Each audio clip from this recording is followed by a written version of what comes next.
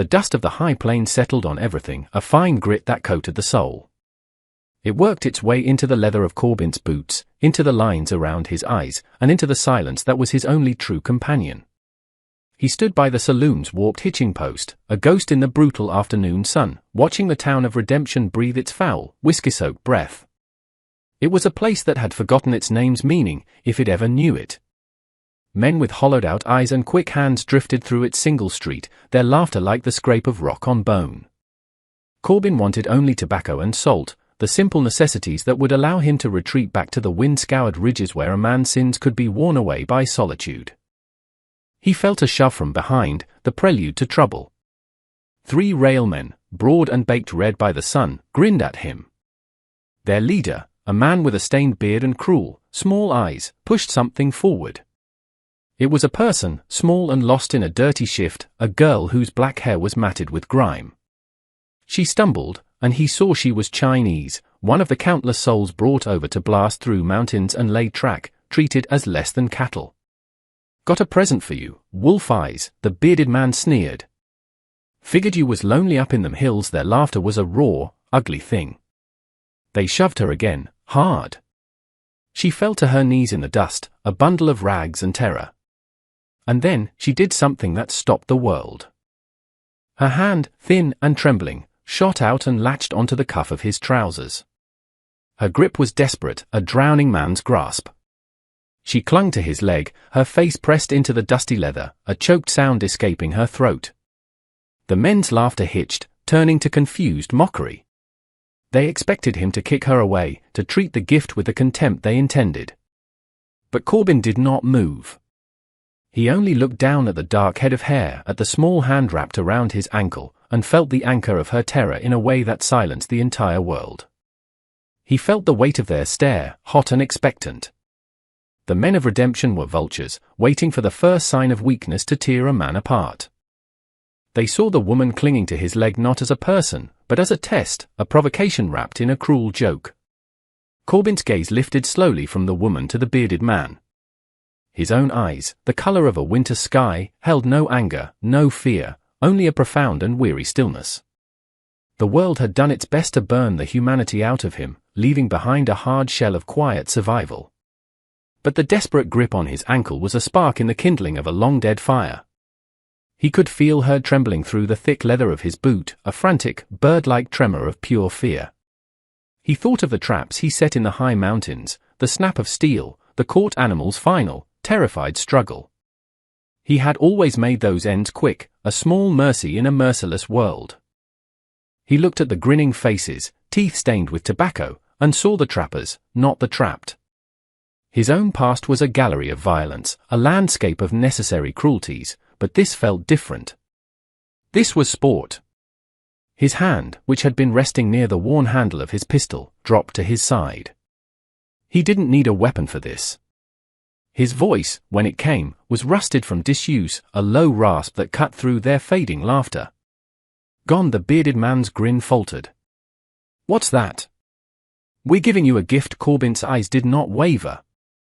He repeated the single word, infusing it with all the finality of a closing grave. "Gone." A tension coiled in the dusty street. The men shifted, their bravado curdling into menace. But they saw something in Corbin's stillness, a capacity for violence that was deeper and colder than their own boisterous cruelty. They hesitated, then the bearded man spat on the ground. "Keep the gutter trash, then." "Suits you." They turned and swaggered away, their parting jeers failing to mask their retreat. The silence that fell was heavier than their noise. The street was empty again, save for him and the woman still clutching his leg as if he were the last solid thing on earth. The journey away from Redemption was a long, unspooling silence. He did not speak to her, did not touch her.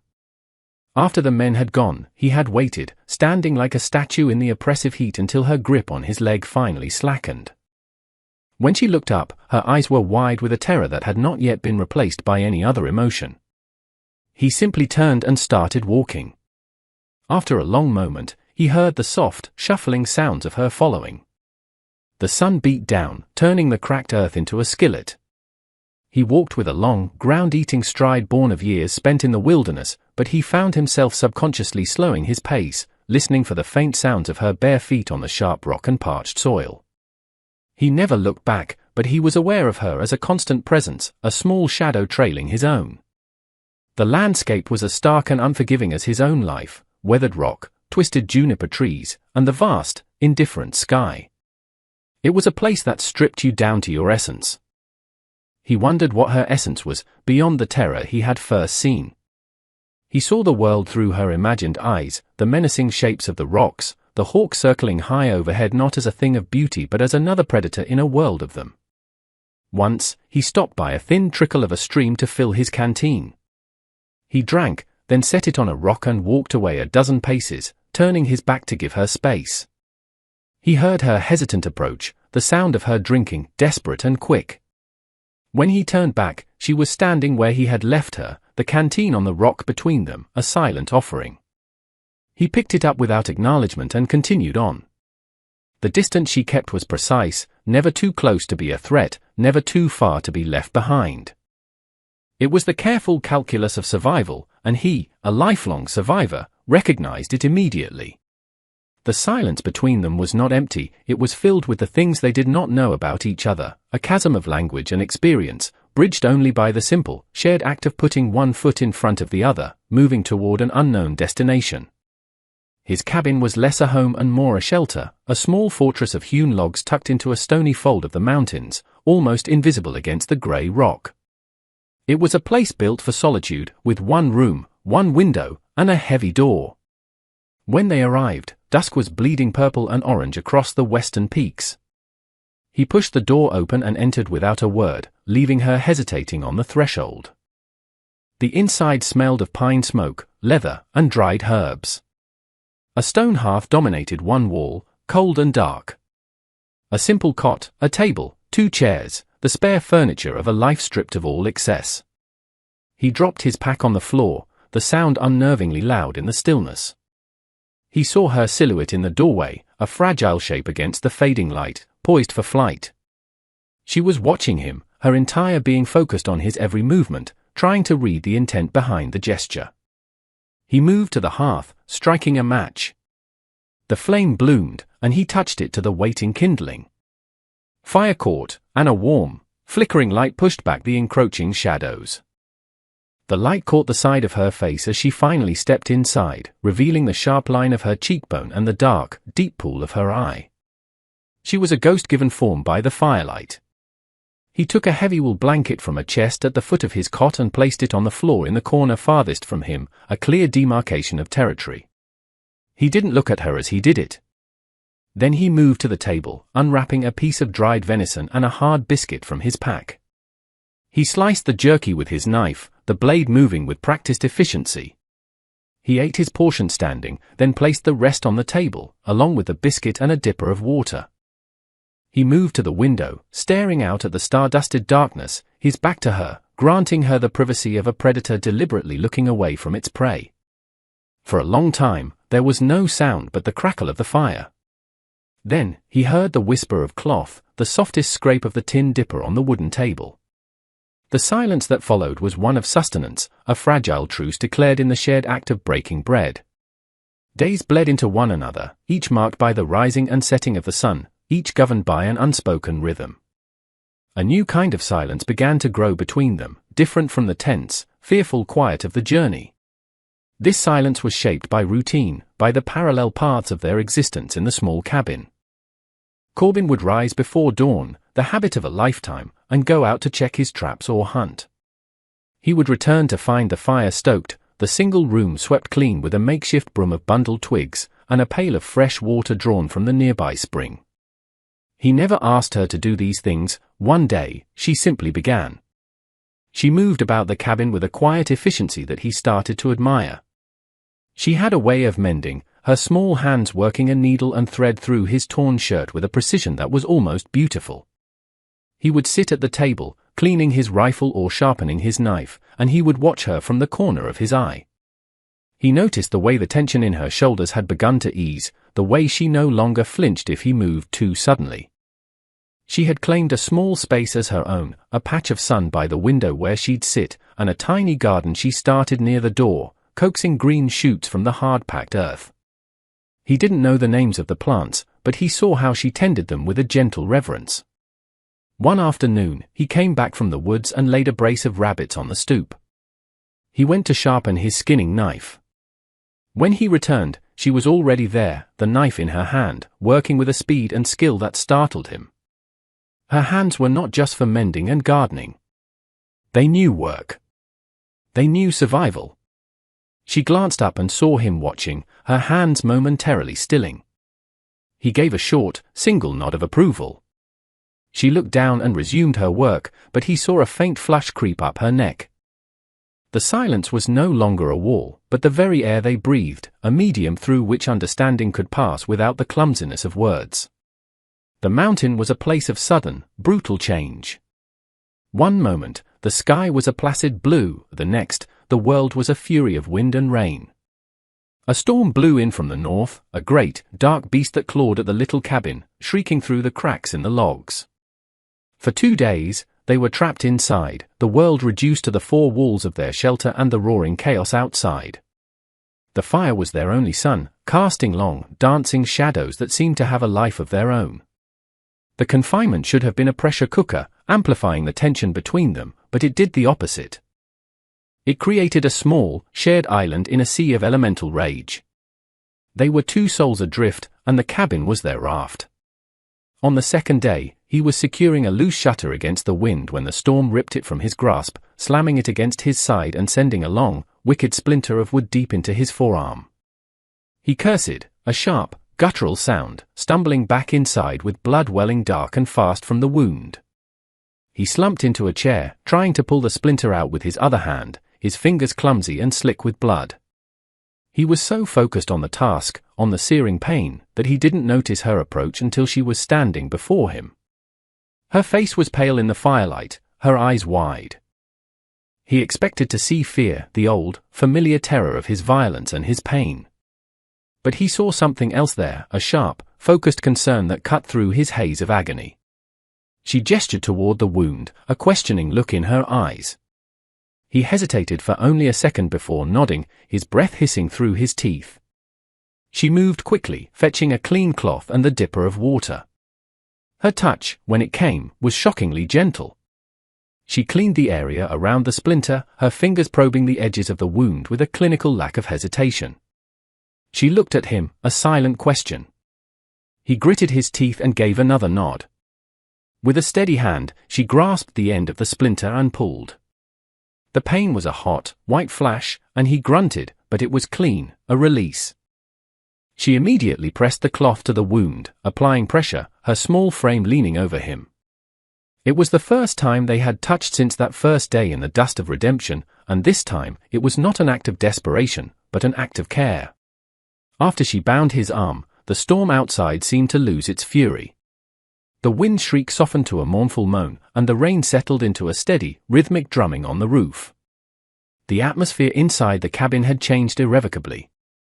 The shared vulnerability, the simple, profound act of tending a wound, had dismantled a wall between them he hadn't even realized was still standing. The silence that fell was no longer about caution or the absence of a common language, it was a comfortable, breathing thing. It was the quiet of a shared space, a mutual existence that no longer required justification or vigilance. He sat by the fire, flexing his fingers to keep his bandaged arm from stiffening, watching her. She sat across the hearth, mending the shirt he'd been wearing, the needle flashing in the firelight.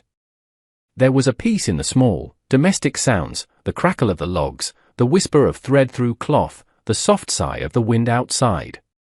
Their gazes met across the flickering space between them. For the first time, she did not look away. Her eyes, dark and clear, held his for a long moment, and in them, he saw not fear, not gratitude, but a simple, profound recognition. She saw him. And he, in turn, saw her, not as a victim or a burden, but as the woman who had pulled a splinter from his arm, who coaxed life from barren soil, who had survived. Later, he took a small block of pine from his kindling box and his knife. He began to carve, the blade peeling away thin, fragrant curls of wood. He didn't know what he was making, but his hands knew the work. It was something to do, a way to process the shift that had occurred. She watched him, her own hands now still in her lap. The rhythm of his carving, her quiet observation, it was a conversation without words, an acknowledgement of the fragile trust that had finally taken root in the stony ground of their solitude. The peace was a fragile thing, as delicate as a skim of ice on the spring creek. He knew it couldn't last. The world outside their mountain sanctuary had not forgotten them. He saw the sign one morning, a fresh hoof print where none should be, a snapped twig on the game trail that led toward his cabin. They had been found. The tension returned instantly, a cold knot in his stomach. He didn't have to explain. When he came back inside, his face was a mask of grim resolve, his movements sharp and purposeful. He took his rifle from its pegs on the wall and began methodically cleaning it. She saw him, and all the newfound softness in her posture vanished. She became as still and watchful as she had been on that first day, but this time, her watchfulness was not directed at him, but at the world beyond the door. She understood. The threat that was coming was not his, but theirs.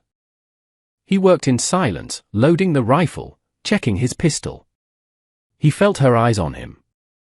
This was the part of him she had not yet seen, the man he had been before, the reason the men in Redemption called him Wolf Eyes. He was a creature of violence when pushed, and he was being pushed. He finished his preparations and looked at her. She stood by the hearth, a small, resolute figure in the dim light. He crossed the room and took the skinning knife from its sheath on the wall. It was a utilitarian tool, but it was sharp and deadly. He held it out to her, handle first. Her eyes widened as she looked from the blade to his face. It was not a command. It was an offering. He was not telling her to fight, he was giving her the means to, if she so chose. He was acknowledging that her survival was in her own hands, as well as his. She hesitated for only a second, then her small hand closed around the wooden handle. Her grip was firm, steady.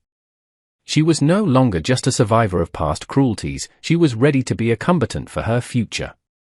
They came at midday, 3 of them, including the bearded man. Their voices were loud and ugly, tearing through the mountain quiet like a jagged blade. "We've come for what's ours, trapper!" The shout was a violation, a profane intrusion into the sanctuary they had built. Corbin stepped out of the cabin, his rifle held loosely at his side. He stood before the door, an immovable object, his body a shield for the life within. "She's not yours," he said, his voice flat and cold, carrying easily in the clear air. The bearded man laughed. "We gave her to you." "She's property." He and his companions began to spread out, a crude attempt to flank him. Corbin didn't move, his eyes tracking the leader. "You made a mistake," Corbin said. "Now leave or what?" the man sneered, raising his own rifle. The world exploded in a concussion of sound and smoke.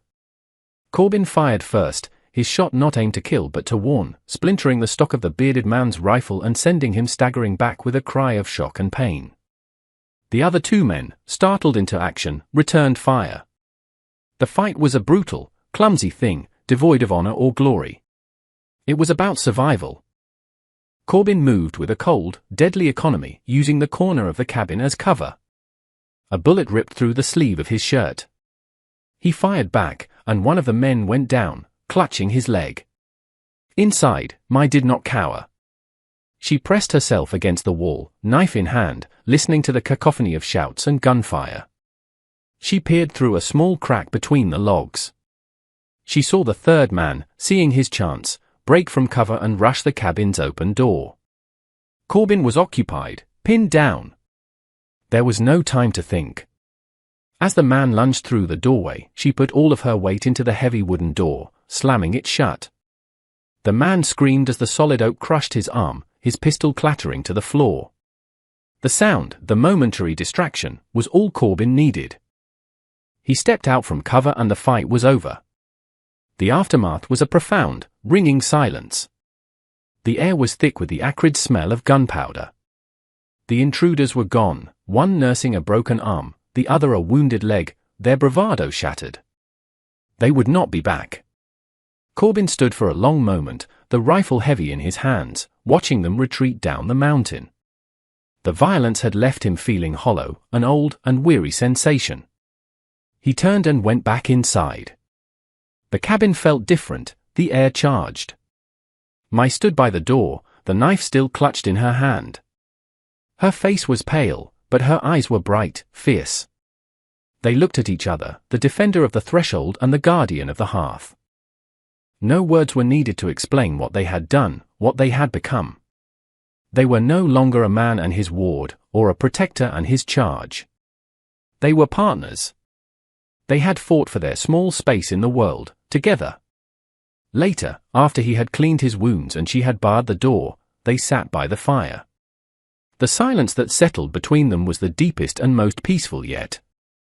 It was a silence born not of necessity, but of choice. It was the quiet of shared victory, of a future earned. He reached into his pocket and pulled out the small piece of pine he had been carving. He had finished it during the quiet moments of the past few days. He held it out to her. It was a bird, its wings half spread, poised for flight. A symbol of the freedom they had just secured. She took it from his calloused palm, her fingers brushing his. She studied the small, wooden object, her thumb tracing the lines of the feathers. Then, she looked up at him, and for the first time, a true smile touched her lips. It was a small, fragile, beautiful thing, like new grass pushing through hard stone. It was not an ending, but in the quiet warmth of the firelight, it felt like the beginning of everything.